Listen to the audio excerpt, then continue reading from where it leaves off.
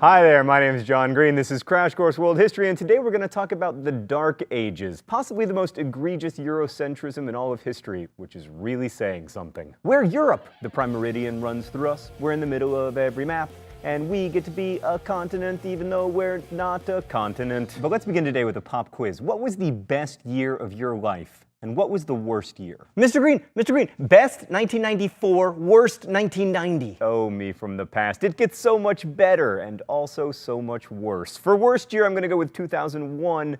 Best year, 2006. All right, now it's your turn, dear pupil. Share your best and worst years in comments during the intro.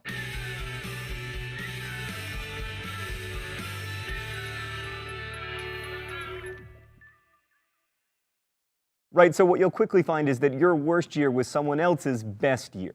So too with history. The period between 600 and 1450 CE is often called the Middle Ages in Europe because it came between the Roman Empire, assuming you forget about the Byzantines, and the beginning of the modern age. And it's sometimes called the Dark Ages because it was so purportedly unenlightened. But was the age really so dark? Depends on what you find depressing. If you like cities and great poetry, then the Dark Ages were indeed pretty dark in Europe. But if, like me, your two favorite things are not dying from wars and not dying from anything else, then the Dark Ages actually weren't that bad, at least until the plague came in the 14th century. And meanwhile, outside of Europe, the Dark Ages were truly an age of enlightenment, but we'll get boring Europe out of the way first. Let's go to the thought bubble. Medieval Europe had less trade, fewer cities, and less cultural output than the original Roman Empire. London and Paris were fetid fire traps with none of the planning or sewage management of places 5,000 years older like Mohenjo-Daro in the Indus Valley civilization, let alone Rome. But with fewer powerful governments, wars were at least smaller, which is one reason why Europeans living in medieval times— oh, thought bubble, I knew you were gonna do that! Anyway, people in medieval times lived slightly longer. Life expectancy was 30 than Europeans during the Roman Empire, when life expectancy was 28. Instead of centralized governments, Europe in the Middle Ages had feudalism, a political system based on reciprocal relationships between lords, who owned lots of land, and vassals, who protected the land and got to dress up as knights in exchange for pledging loyalty to the lords. The lords were also vassals to more important lords, with the most important of all being the king. Below the knights were peasants, who did the actual work on the land in exchange for protection from bandits and other threats.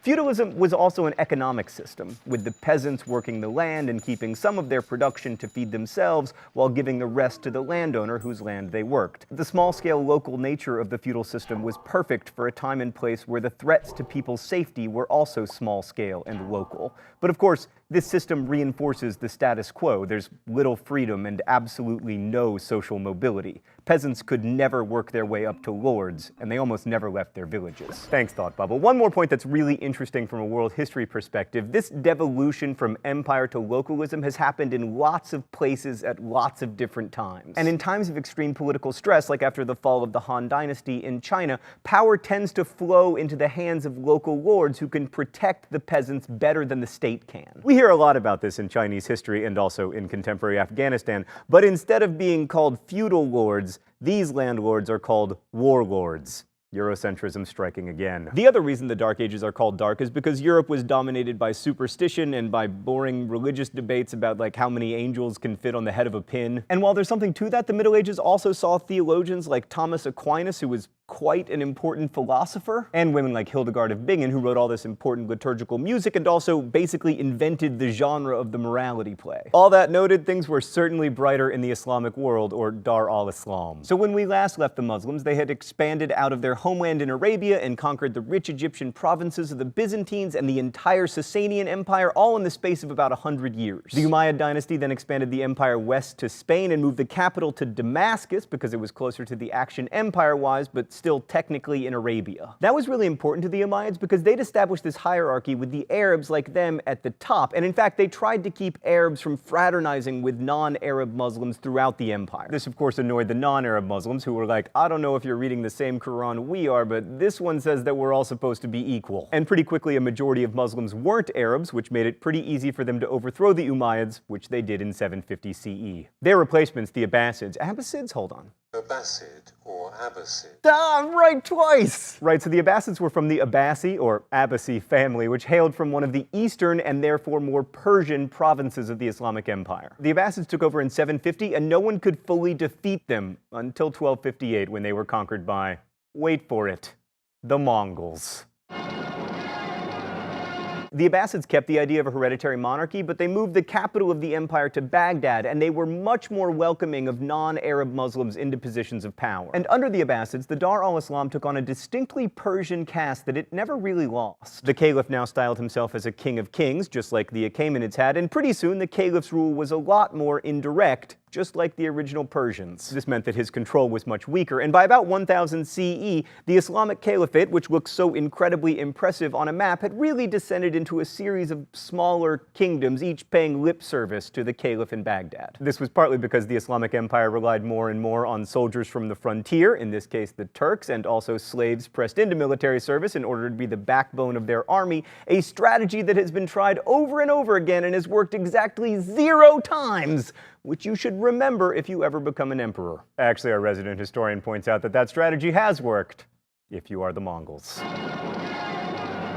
More important than the Persian-style monarchy that the Abbasids set up was their openness to foreigners and their ideas. That tolerance and curiosity ushered in a golden age of Islamic learning centered in Baghdad. The Abbasids oversaw an effervescence of culture unlike anything that had been seen since Hellenistic times. Arabic replaced Greek not only as the language of commerce and religion, but also of culture. Philosophy, medicine, and poetry were all written in Arabic, although Persian remained an important literary language. And Baghdad became the world's center of scholarship, with its house of wisdom and immense library. Muslim scholars translated the works of Greek philosophers, including Aristotle and Plato, as well as scientific works by Hippocrates, Archimedes, and especially the physician Galen. And they translated and preserved Buddhist and Hindu manuscripts that might otherwise have been lost. Muslims made huge strides in medicine as well. One Muslim scholar, Ibn Sina, wrote the Canon of Medicine, which became the standard medical textbook for centuries in both Europe and the Middle East. And the Islamic Empire adopted mathematical concepts from India, such as the zero, a number so fascinating and beautiful that we could write an entire episode about it, but instead, I'm just gonna write it a little love poem. Oh, zero, pretty little zero. They say you're nothing, but you mean everything to mathematical history and me. Oh, it's time for the open letter? An open letter to science and religion. But first, let's see what's in the secret compartment today. Oh, champagne poppers. Stan, what am I supposed to do with these? Dear Science and Religion, you're supposed to be so irreconcilable and everything, but not so much in the Abbasid Empire. I mean, Muslim mathematicians expanded math to such a degree that we now call the base 10 number system and the symbols we use to denote it Arabic numerals. And religion was at least part of what pushed all that learning forward. Like the great philosopher Ibn Rushd argued that the only path to religious enlightenment was through Aristotelian reasoning, and Muslim mathematicians and astronomers developed algebra partly so they could simplify Islamic inheritance law. Plus, they made important strides in trigonometry to help people understand where to turn when trying to turn toward Mecca. You were working so well together, science and religion, but then, like Alan Tipper Gore, just couldn't last forever. Nothing gold can stay in this world. Nothing gold can stay.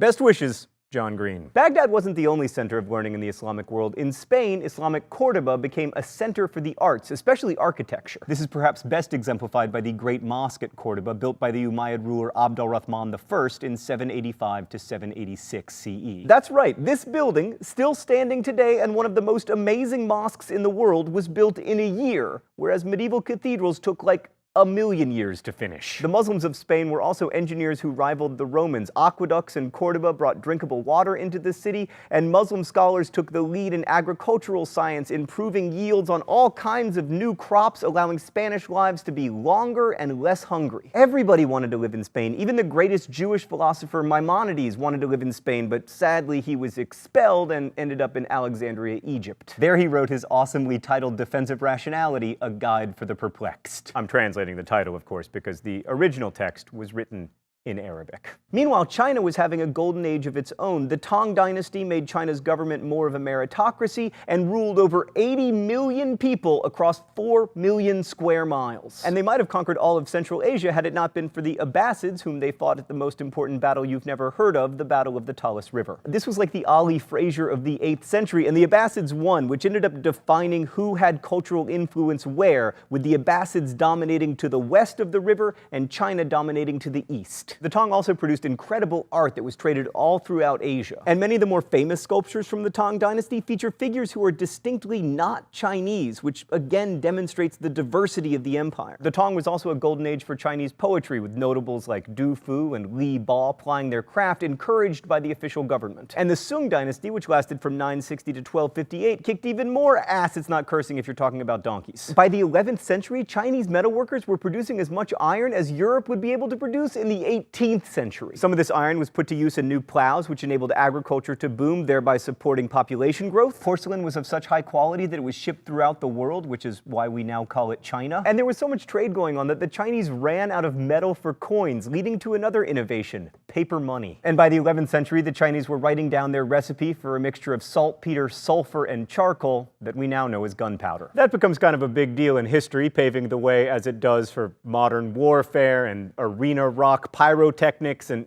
oh, that's why!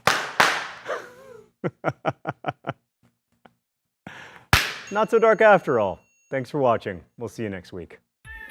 Crash Course is produced and directed by Stan Muller. Our script supervisor is Danica Johnson. The graphics team is Thought Bubble, and the show is written by my high school history teacher, Raoul Meyer, and myself. Last week's phrase of the week was also good advice. Quit smoking! If you want to suggest future phrases of the week or guess at this week's, you can do so in comments, where you can also ask questions about today's video that will be answered by our team of historians. If you liked today's video, please click the thumbs up button. You can also follow us on Twitter at The Crash Course or on Facebook. There are links in the video info. Our writer and historian Raoul Meyer also tweets awesome Crash Course pop quizzes, so there's a link to follow him as well, and me, because I'm a narcissist.